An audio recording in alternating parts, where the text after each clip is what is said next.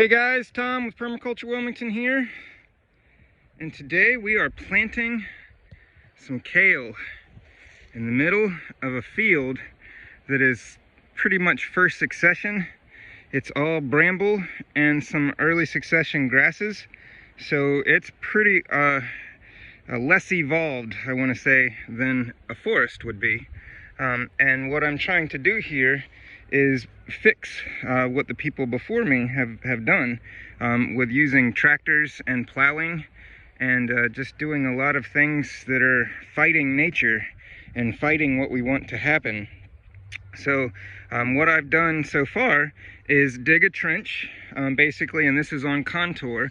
So the high point is here, and I've already started building swales that are in a half moon formation here. And that is to the contour of the highest point. So as the water falls, it will catch in the swale here, and I've already got some fig trees planted. Let's see if I can see them on the video.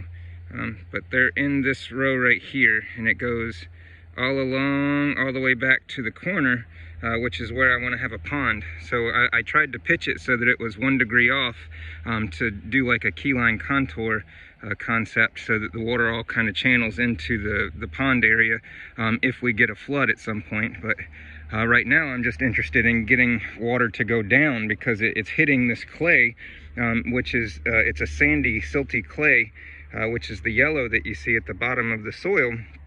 And the dark is the homogenized soil that's on top, that happens to be about the same depth of a plow. So what that means is that the plow, the tractor basically, put weight on the soil and compacted the soil underneath the area that it was tilling to create a soil biome for whatever they were growing. So they decompacted it to the depth of the plow at the time, but the compaction was actually furthered because of the weight of the tractor putting it on the subsoil. So basically the longest roots I've got right here are by this type of grass that we've got here. I think it's a it's a native grass, a native species, but this is it right here. And I had a piece right in here somewhere that I was using as an example, but I don't see it now. But it's putting down about 6 to 8 inches. Here it is. So we've got this guy, and these are not horrible, but they're not going past the compaction point. So that tells me that that's over 150, and I've actually used my compactometer, and I've actually seen that it's about 300. So nothing's going through this right now. And the species that are coming up, the trees that are now growing in this, are pioneer species, and they're meant to decompact. So, and they're not getting past it either. So this is severely compacted at this point, and I just want to get something going so hopefully the biology will spread. So what I'm doing is mimicking the layers of a forest by using the broad fork. Once I dug out a layer of this clay, this is basically the compaction layer, and that way when I stepped on the broad fork it went down very easily, whereas this would have caused it to be a lot harder, and it's restricting a lot of the water that's trying to get through, the hydrologic conductivity. So what we need to do here is relieve that and let water pass and get some organic matter down into that layer, so that the organisms can get to it and flocculate the clay and decompact the soil and allow for water to then go, and then that pulls the oxygen down. As the water falls through the soil, it will pull oxygen into the soil, and that allows for that aerobic environment. So basically I'm just recreating that by putting carbon, which is, I've got a pile of debris here from an oak tree that was huge. It was over the house and it fell, and then we bought the house after that, so my job's to fix the roof over there. But I just wanted to take a day while materials are being ordered. I ordered them yesterday, so they'll be here next Friday. So I've got a week to plant, so I'm pretty excited about this.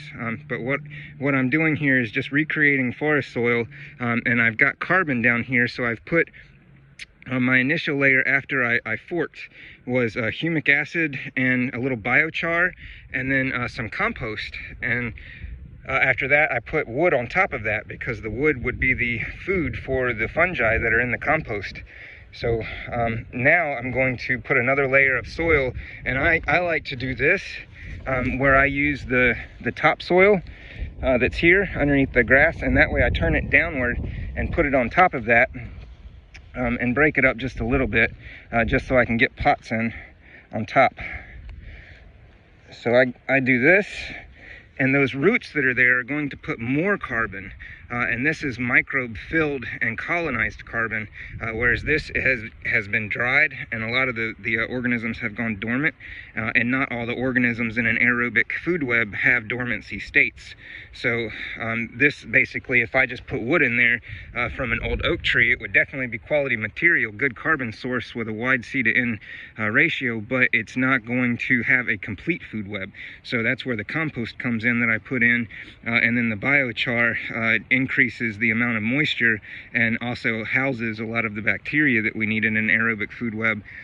So it basically just everything working together is the point here, and that's what I'm doing today, is just recreating forest soil. And then I'm going to take this plant just like it is. I might split them up because there's a lot in each pot, but with this amount of soil, it should be fine. They can spread out and do their own thing.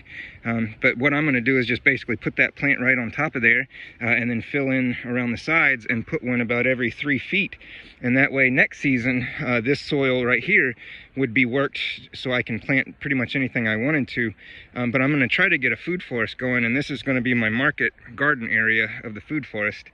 So if you guys want to check out NorthCarolinaPermaculture.com, that's a Facebook group. You can just look up North Carolina Permaculture and it'll take you to there on Facebook, but I made the link so you can get to it quick.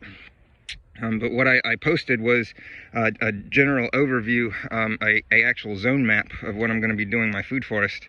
So if you guys want to see what I'm going to be doing, my plan, you guys can check that out. But it's actually the first food map that what was it, the first permaculture zone map I made is actually reversed. So I had it where it was circles, and then I just kind of filled in the circles like they teach you to get your PDC, but then I realized that it was reverse contour because the high point's up there, the high point's not the house.